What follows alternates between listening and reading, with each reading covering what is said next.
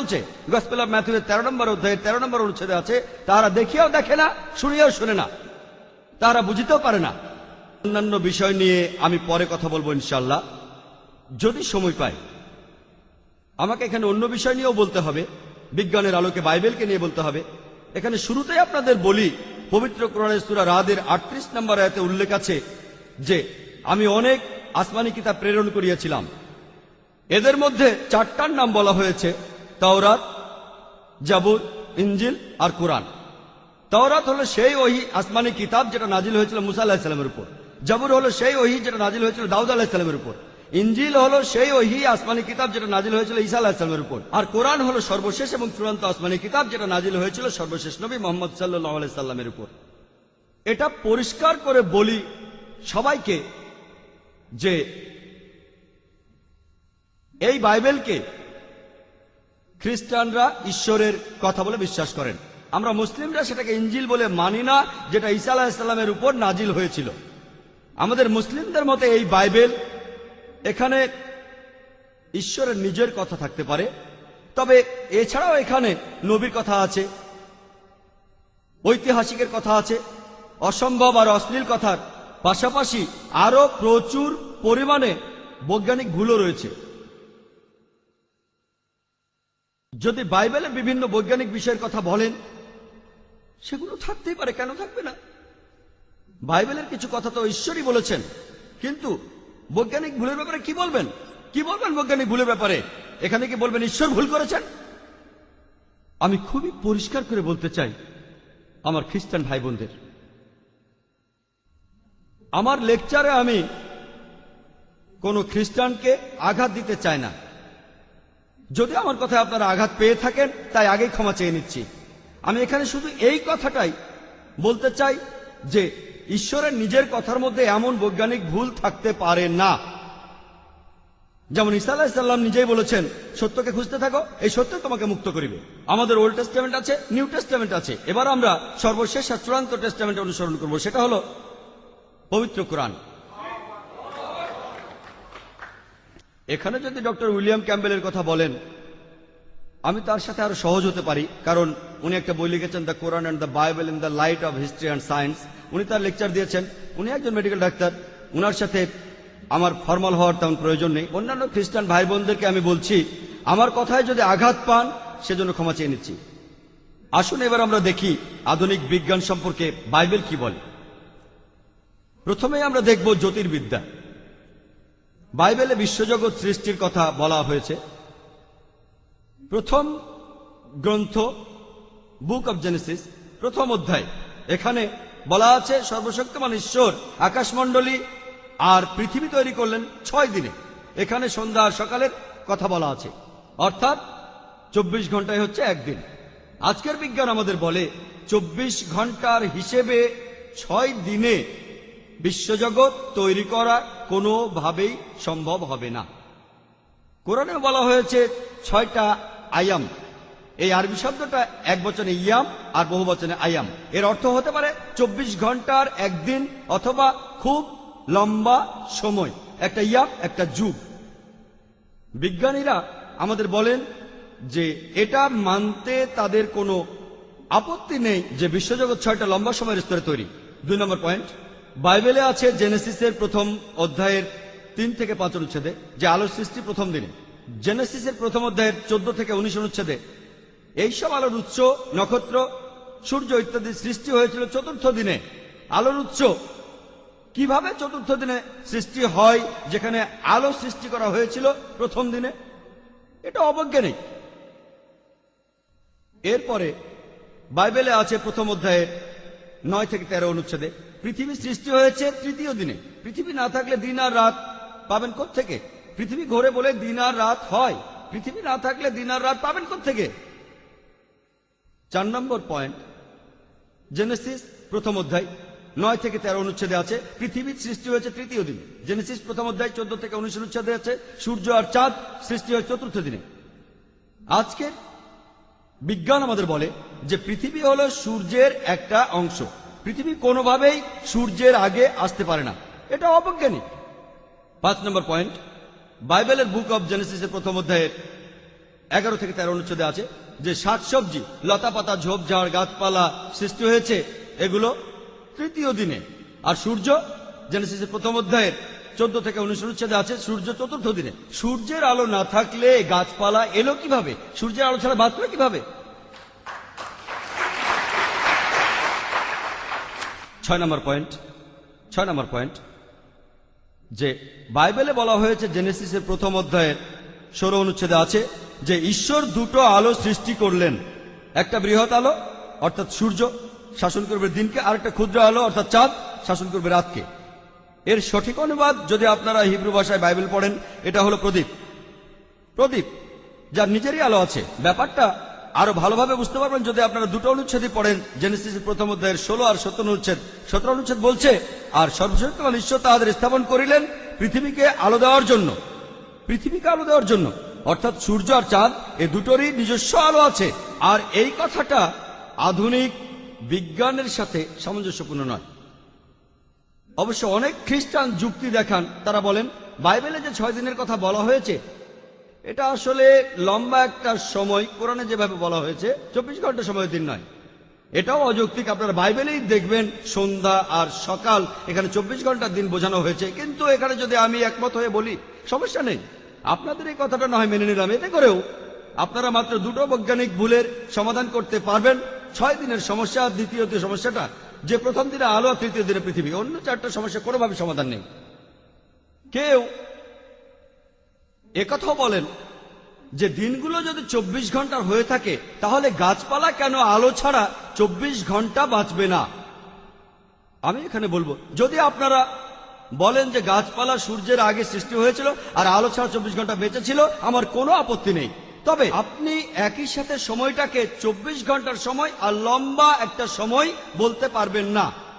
যদি বলেন এটা লম্বা সময়, তাহলে 1 আর 3 নম্বরের সমাধান হবে, তারপরও 4টা বাকি থাকবে। যদি বলেন সময়টা 24 ঘন্টার একদিন, তাহলে শুধু 5 নম্বরের সমাধানটা হবে, 5টা সমস্যা আরো বাকি থাকবে। এটাও অবৈজ্ঞানিক। আমি ডক্টর উইলিয়ামের উপর ছেড়ে দিচ্ছি, হয় তিনি বলবেন এটা হলো লম্বা সময় আর এখানে মাত্র 4টা বৈজ্ঞানিক ভুল আছে, অথবা এটা 24 ঘন্টার সময় আর এখানে বিশ্বজগতের সৃষ্টির ব্যাপারে মাত্র 5টা বৈজ্ঞানিক ভুল আছে। এবার পৃথিবীর সম্পর্কে বলি। পৃথিবীতে অনেক বিজ্ঞানী বলার চেষ্টা করেছেন যে পৃথিবী কিভাবে ধ্বংস হবে। অনুমান, এটা ঠিক হতে পারে আবার ভুলও হতে পারে। তবে হয় পৃথিবী একদিন ধ্বংস হবে, নয়তো চিরদিন টিকে থাকবে। দুটো ঘটনাই একসাথে ঘটতে পারে না। এটা অবৈজ্ঞানিক। কিন্তু ঠিক এই কথাটাই বাইবেলে বলা আছে।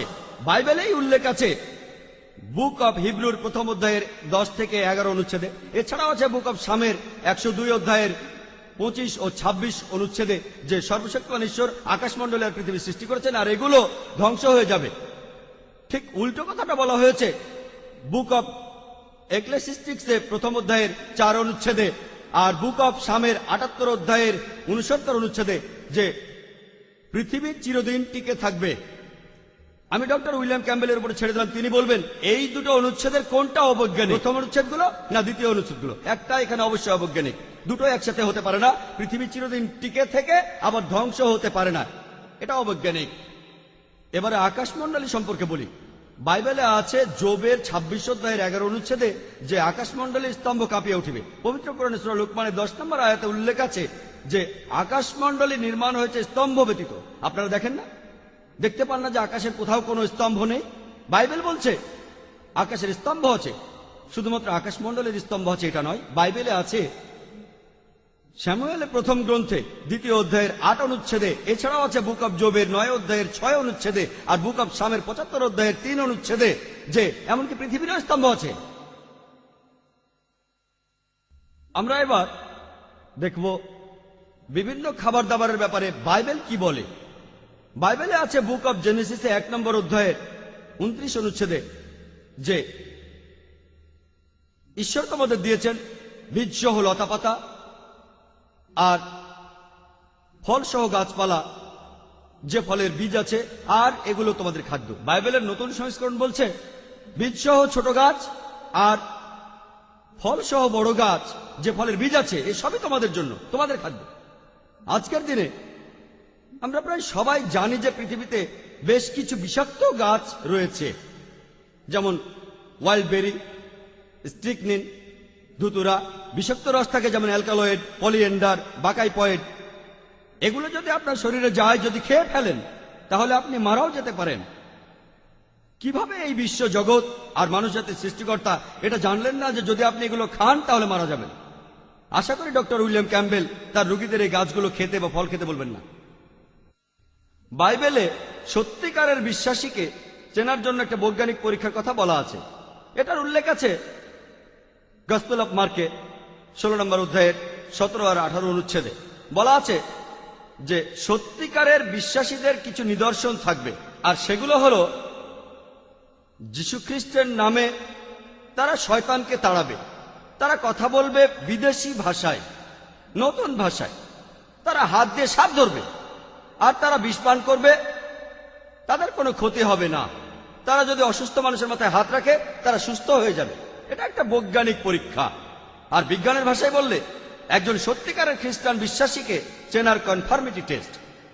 বিগত 10 বছরে আমি কয়েক হাজার খ্রিস্টানের সাথে কথা বলেছি, মিশনারিদের সাথেও।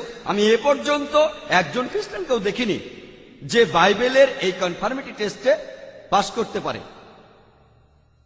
আমি এমন কোন খ্রিস্টানকে দেখিনি এই বিষ খেতে, আমি দেখিনি যে এই বিষ খাবে আর মারা যাবে। আর বিজ্ঞানের পরিভাষায় এই পরীক্ষাকে ফলসিফিকেশন টেস্ট বলা হয়। অর্থাৎ যদি কোনো ভুল লোক এই পরীক্ষা দেওয়ার চেষ্টা করে, বিষ খায়, সে মারা যাবে। আর একজন ভুল লোক পরীক্ষা করার সাহসই পাবে না।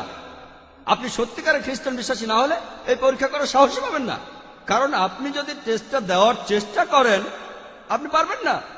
তাই যে সত্যিকারের খ্রিস্টান বিশ্বাসী নয় সে কখনোই পরীক্ষা দিতে পারবে না।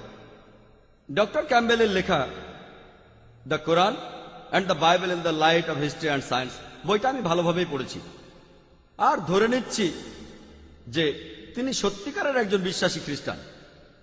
আর আমি চাই যে উনি আমাদের সামনে এই ফলসিফিকেশন টেস্টটা দেন।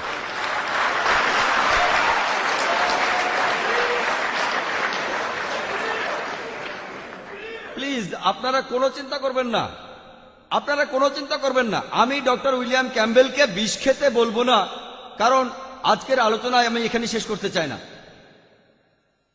আমি যেটা বলবো, আমি শুধু ওনাকে বিদেশি ভাষায় কথা বলতে বলবো, নতুন ভাষায়।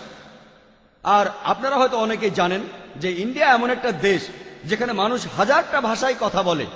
আমি ওনাকে শুধু বলবো যে এই 3টি শব্দ 100 রুপি, এটা 17টা ভাষায় বলতে।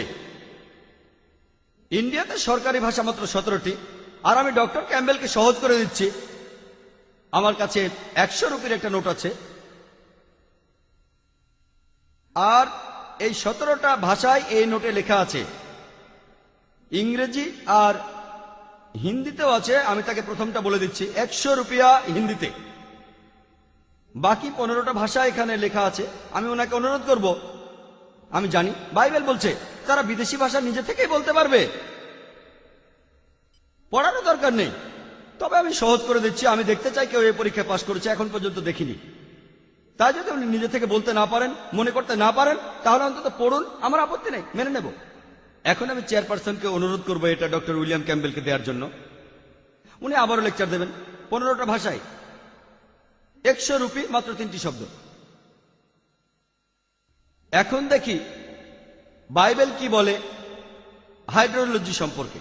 বুক অব জেনেসিসের 9 নম্বর অধ্যায়ের 13 থেকে 17 অনুচ্ছেদে বলা আছে, যখন ঈশ্বর নূহ নবীর সময় পৃথিবীকে ডুবিয়ে দিয়েছিলেন বন্যা দিয়ে, তারপর যখন পানি নেমে গেল, ঈশ্বর বললেন, আমি আকাশে রংধনু বসিয়ে মানুষ জাতিকে কথা দিলাম যে পৃথিবীকে আর কখনো বন্যার পানিতে ডুবিয়ে দেব না। একজন অবৈজ্ঞানিক মানুষের কাছে এই কথাটাই অনেক বড়। ও, রংধনু ঈশ্বরের একটা নিদর্শন, তিনি আর কখনো পৃথিবীকে পানিতে ডুবিয়ে দেবেন না। তবে এখন আমরা ভালো করে জানি যে সূর্যের আলোর সাথে বৃষ্টির পানির প্রতিসরণের কারণে রংধনু তৈরি হয়। আর অবশ্যই নূহ আলাইহিস সালামের সময়ের আগেও 1000 বার রংধনু উঠেছে। যদি বলেন নূহ নবীর আগে কখনো রংধনু ওঠেনি, তাহলে বলতে হবে পৃথিবীতে আগে প্রতিসরণ বলে কিছু ছিল না, এটাও অবৈজ্ঞানিক। মেডিসিনের ব্যাপারে বলতে গিয়ে বাইবেল বলছে বুক অব লেভিটিকাস 14 নম্বর অধ্যায়ের 49 থেকে 53 অনুচ্ছেদে এখানে কোনো বাড়িকে প্লেগ বা কুষ্ঠ রোগ থেকে মুক্ত করার নতুন একটা উপায় বলা হয়েছে। এখানে বলা আছে যে দুটো পাখি নেন, একটাকে মেরে ফেলেন, একটা কাঠ নেন, চামড়া ছাড়ান, রেখে দেন, আর যে পাখিটা বেঁচে আছে সেটাকে পানিতে চোবান, চলন্ত পানিতে চোবান, তারপর বাড়ির চারপাশে এদের 7 বার ছিটিয়ে দিন। বাড়ির চারপাশে রক্ত ছড়াবেন যাতে আপনার বাড়িতে প্লেগ বা কুষ্ঠরোগ না হয়। আমরা জানি রক্তের মাধ্যমে জীবাণু ছড়ায়, যেমন ব্যাকটেরিয়া আর টক্সিন। আশা করি ডক্টর ক্যাম্বেল বাইবেলের এই নিয়মে তার অপারেশন থিয়েটারকে রোগমুক্ত করবেন না। এটার উল্লেখ আছে বুক অব লেভিটিকাসের 12 নম্বর অধ্যায়ের 1 থেকে 5 অনুচ্ছেদে। আর আমরা মেডিকেলি জানি যে যখন একজন মা সন্তান প্রসব করেন, প্রসবের পরের অবস্থাটা একটু অস্বাস্থ্যকর। ধর্মীয়ভাবে যদি বলেন নোংরা, আমার কোনো আপত্তি নেই, কিন্তু লেভিটিকাসের 12 নম্বর অধ্যায়ের 1 থেকে 5 অনুচ্ছেদে বলছে যখন একজন মহিলা কোনো পুরুষ সন্তানের জন্ম দেয় সে নোংরা থাকবে 7 দিন, আর এই নোংরা অবস্থার প্রভাব থাকবে আরো 33 দিন। আর যদি নারী সন্তান জন্ম দেয় সে নোংরা থাকবে 2 সপ্তাহ, আর এই নোংরা অবস্থার প্রভাব থাকবে আরো 66 দিন। এক কথায়, যদি কোনো মহিলা পুরুষ সন্তান জন্ম দেয় সে নোংরা অবস্থায় থাকবে 40 দিন, আর যদি সেই মহিলা নারী সন্তান জন্ম দেয় সে নোংরা থাকবে 80 দিন। আমি ডক্টর উইলিয়াম ক্যাম্বেলকে বলবো এটার একটা বৈজ্ঞানিক ব্যাখ্যা দিতে, কিভাবে একজন মহিলা দ্বিগুণ সময় নোংরা অবস্থায় থাকে যদি সে নারী সন্তান জন্ম দেয়। এমনটা হওয়ার কারণ কি? বাইবেলে কোন ব্যভিচারীকে চেনার খুব সুন্দর একটা পরীক্ষা আছে। কিভাবে বুঝবেন একজন মহিলা ব্যভিচার করেছে? এটা আছে বুক অব নাম্বারসের 5 নম্বর অধ্যায়ের 11 থেকে 31 অনুচ্ছেদে। আমি এখানে সংক্ষেপে বলছি। বলা হয়েছে যে যাজক একটা পাত্রে কিছু পবিত্র পানি নেবেন, মেঝে থেকে ধুলো নেবেন এবং সেটা পানিতে মেশাবেন, আর এটাই হলো তেতো পানি। এই পানিকে অভিশাপ দিয়ে ওই মহিলাকে দেবেন। যদি সেই মহিলা ব্যভিচার করে থাকে আর এই পানি খায়, তার শরীরে এই অভিশাপ চলে যাবে, তার পেট ফুলে যাবে, উরু পচে যাবে, আর তাকে সব মানুষ অভিশাপ দেবে। যদি সেই মহিলা ব্যভিচার না করে থাকে তাহলে তার কিছুই হবে না, সে একেবারে পরিষ্কার থাকবে। একজন মহিলা ব্যভিচার করেছে কি করেনি সেটা জানার একটা ভালো সুন্দর উপায়। আজকের দিনের এই পৃথিবীতে অনেকগুলো কেস ঝুলে আছে পৃথিবীর বিভিন্ন দেশে, বিভিন্ন ধরনের কোর্টে। এগুলোতে বাদী হয়ে কেউ অভিযোগ করেছে যে অমুক মহিলা ব্যভিচার করেছে। আমি খবরটা নিউজ পেপারে পড়েছি, আর মিডিয়াতেও খবরটা দেখলাম যে এই মহান দেশের প্রেসিডেন্ট মিস্টার বিল ক্লিন্টন বছর 2 আগে একটা নারী কেলেঙ্কারিতে জড়িয়ে পড়েছিলেন। আমি বুঝি না যে আমেরিকার কোর্ট কেন এখানে তেতো পানির পরীক্ষাটা করছে না। ক্লিন্টন তাহলে অভিযোগ থেকে মুক্তি পেয়ে যাবে।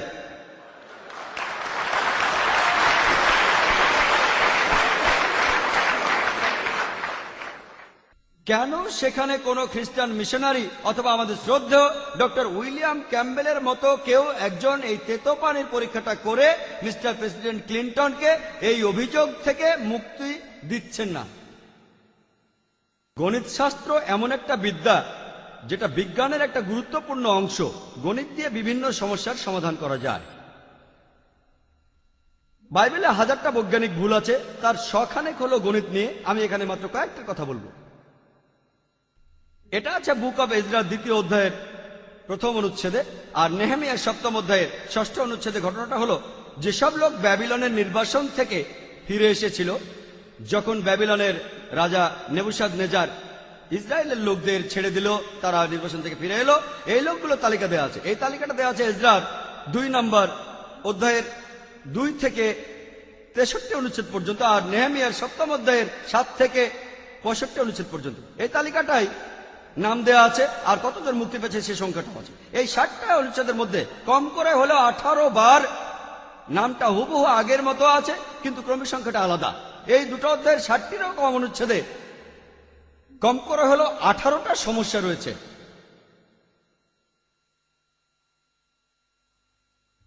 এটা হচ্ছে সেই তালিকা।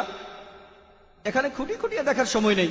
এই 60টিরও কম অনুচ্ছেদে কম করে হলেও 18টা সমস্যা রয়েছে।